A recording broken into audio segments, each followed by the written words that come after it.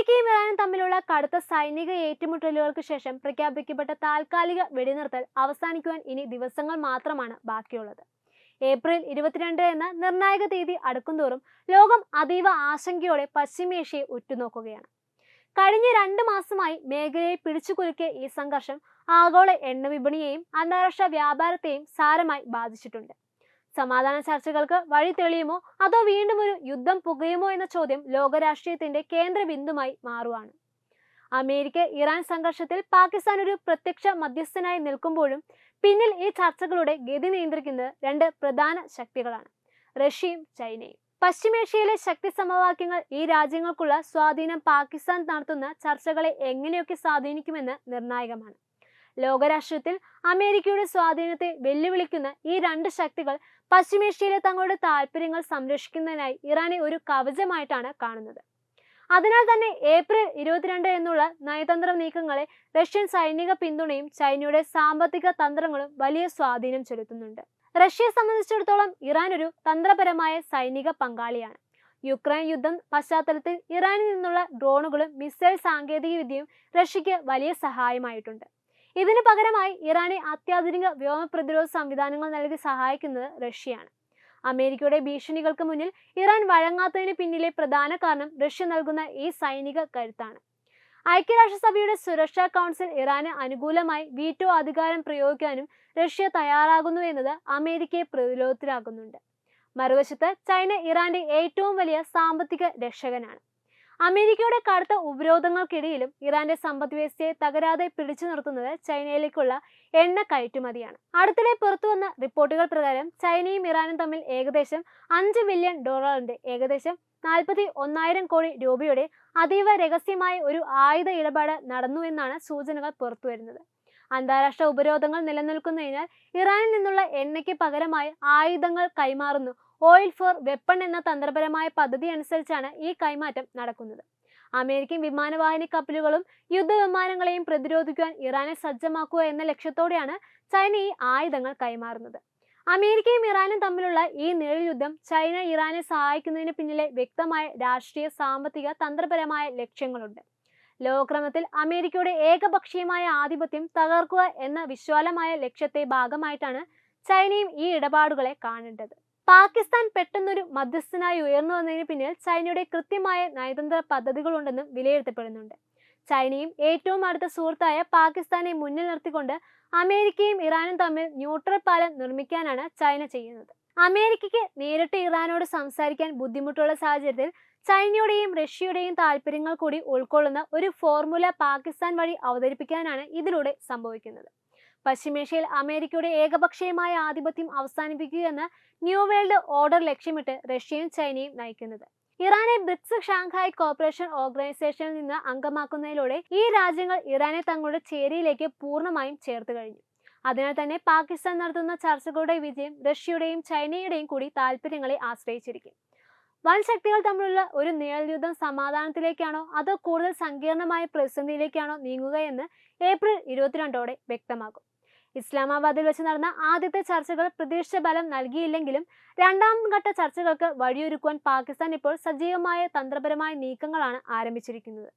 ഇതിന്റെ ഭാഗമായി പാക് സൈനിക മേധാവി ഫീൽഡ് മാർഷൽ അസീം മുനീർ ഇറാനിലെത്തി നേരിട്ട് ചർച്ചകൾ നടത്തുമ്പോൾ പ്രധാനമന്ത്രി ഷെഹബാസ് ഷെരീഫ് സൗദി അറേബ്യയിലെത്തി ഗൾഫ് നേതാക്കളുടെ പിന്തുണ ഉറപ്പാക്കുന്നുണ്ട്. ഇത് കേവലം ഒരു നയതന്ത്ര സന്ദർശനമല്ല, മറിച്ച് പശ്ചിമേഷ്യയിലെ ശക്തി സമവാക്യങ്ങളെ മാറ്റിമറിക്കുവാൻ ശേഷിയുള്ള നിർണായക ദൗത്യമാണ്. പാകിസ്ഥാൻ സൈന്യത്തിലെ ഏറ്റവും സ്വാധീനമുള്ള വ്യക്തിയായ അസീം മുനീർ നേരിട്ട് ടെഹ്റാനിലെത്തുന്നത് ദൗത്യത്തിന്റെ ഗൗരവം വർദ്ധിപ്പിക്കുന്നുണ്ട്. ഇറാൻ വിദേശകാര്യമന്ത്രി അബ്ബാസ് അരാംചിയുമായി ഇയാൾ നേരിട്ട് കൂടിക്കാഴ്ച നടത്തി മേഖലയിലെ സമാധാനം ഉറപ്പാക്കാനുള്ള മാർഗങ്ങളെക്കുറിച്ച് വിശദമായ ചർച്ചകളാണ് നടത്തുന്നത്.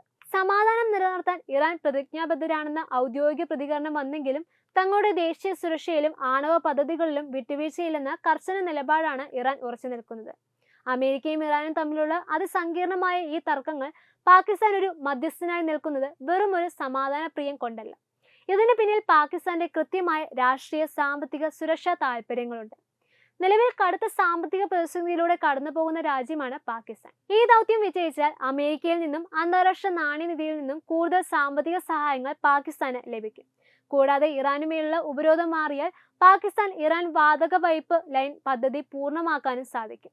ഇത് പാകിസ്ഥാന്റെ ഇന്ധനക്ഷാമം പരിഹരിക്കുവാൻ വലിയ തോതിൽ സഹായിക്കുകയും ചെയ്യും. എന്നാൽ അമേരിക്കയും ഇറാനും തമ്മിലുള്ള സംഘർഷം നിർണായക ഡെഡ് ലൈനിലേക്ക് നീങ്ങുമ്പോൾ ഇരുപക്ഷവും തങ്ങളുടെ നിലപാടുകളിൽ വിട്ടുവീഴ്ചയില്ലാതെയാണ് നിലനിൽക്കുന്നത്. യുദ്ധം ഒഴിവാക്കണമെന്ന് താല്പര്യം ഉണ്ടെങ്കിലും സങ്കീർണമായ നയതന്ത്ര നീക്കങ്ങളാണ് ഇവർ നടത്തുന്നത്. അമേരിക്കയുടെ ഭാഗത്തു നിന്നുള്ള തന്ത്രപരമായ നീക്കങ്ങൾ പ്രധാനമായും ഇറാന്റെ സൈനികവും ആണവപരവുമായ ശേഷികളെ പരിമിതപ്പെടുത്തുന്നതിലാണ് കേന്ദ്രീകരിച്ചിരിക്കുന്നത്. ഇറാന്റെ യുറേനിയം സമ്പുഷ്ടീകരണം 3.67% താഴെയായി നിജപ്പെടുത്തണമെന്നും ഇത് അന്താരാഷ്ട്ര ആണവോർജ ഏജൻസിയുടെ കർശന നിരീക്ഷണത്തിന് വിധേയമാക്കണമെന്നും വാഷിംഗ്ടണ് ആവശ്യപ്പെടുന്നുണ്ട്. കൂടാതെ ഹോർമൂസ് കടലിടുക്കിലെ കപ്പൽ ഗതാഗതം തടസ്സപ്പെടുന്നില്ലെന്ന് ഉറപ്പു നൽകിയാൽ മാത്രമേ സാമ്പത്തിക ഉപരോധത്തിൽ ഇളവ് നൽകുവാൻ തയ്യാറാവൂ എന്ന കർശന നിലപാടാണ് അമേരിക്കൻ ഭരണകൂടം സ്വീകരിച്ചിരിക്കുന്നത്. മറുവശത്ത് ഇറാൻ മുന്നോട്ട് വയ്ക്കുന്ന നയതന്ത്രപരമായ ആവശ്യങ്ങൾ ഏറ്റവും പ്രധാനപ്പെട്ടത് തങ്ങൾക്കു മേലുള്ള സാമ്പത്തിക ഉപരോധങ്ങൾ നിരുപാധികം നീക്കം ചെയ്യുക എന്നതാണ്. സമാധാനപരമായ ആവശ്യങ്ങൾക്കാണ് ആണവോർജം വികസിപ്പിക്കുവാൻ തങ്ങൾ അവകാശമുണ്ടെന്നും വാദിക്കുന്ന ഇറാൻ ചർച്ചകൾ തുടങ്ങുന്നതിന് മുൻപ് തന്നെ എണ്ണ വ്യാപാരത്തിന് മേലുള്ള വിലക്കുകൾ നീക്കണമെന്നും ആവശ്യപ്പെടുന്നുണ്ട്. ഭാവിയിൽ അമേരിക്ക കരാറിൽ നിന്ന് ഏകപക്ഷീയമായി പിന്മാറില്ലെന്ന ശക്തമായ അന്താരാഷ്ട്ര ഗ്യാരണ്ടിയും ടെഹ്റാൻ ലക്ഷ്യമിടുന്നുണ്ട്.